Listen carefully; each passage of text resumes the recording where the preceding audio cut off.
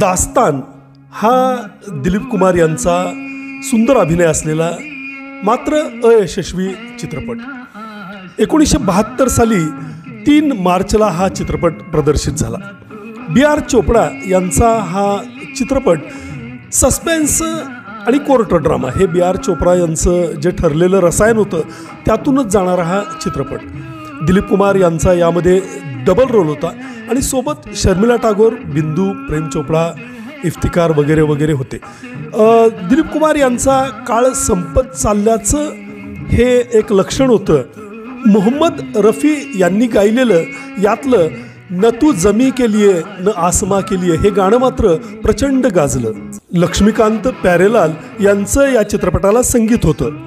मनाला हात घालणारा एक विषय मात्र भट्टी नीट न जमल्यामुळं अयशस्वी झाला।